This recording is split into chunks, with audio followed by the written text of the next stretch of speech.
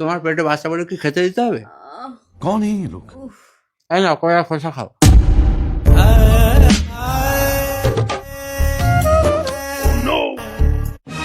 এই তোমার বাবা ফোন করেছে, এই নাও কথা বলো।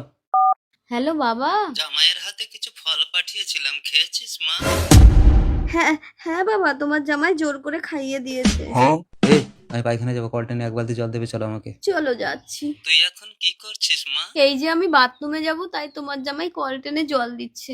বালতিটা কি তোমার বাবা বয়ে নিয়ে যাবে? ফোনটা একটু আমার কানে ধরো না। ঠিক আছে নাও। তার আগে তুমি তোমার মাকে বেশি ভালোবাসো না হাতে থাকা স্মার্টফোনকে বেশি ভালোবাসো? যদি তোমার মাকে বেশি ভালোবেসে থাকো তাহলে অবশ্যই এই ভিডিওতে একটা লাইক করে চ্যানেলটি সাবস্ক্রাইব করে দাও। আর যদি ফোনকে ভালোবাসো তাহলে কিছুই করার দরকার নেই। আর হ্যাঁ, তোমার অ্যান্সার যদি মা হয় তাহলে অবশ্যই কমেন্টে আই লাভ মা লিখে যাবে। এই অবস্থায় তুই কোনো ভারী জিনিস টিনিস তুলছিস নাকি মা? না না, সামান্য ফোনটা ভারী বলে তাই তোমার জামাই হাতে দেয় না। এই তোমার সাথে কথা বলছি তাই কানে ফোনটা ধরে রেখেছে। জল দিয়েছি। যাও দিকে যাও। না না, কিছু করতেই দেয় না।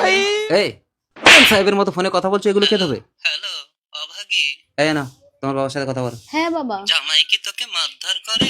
না না, আমার গায়ে রক্ত নেই বলে তাই তোমার জামাই নিজের শরীর থেকে আমাকে রক্ত দিল। সে তো দেখতেই পাচ্ছি কে কাকে রক্ত দিচ্ছে। বাবা বাবা, তুমি কোথায়?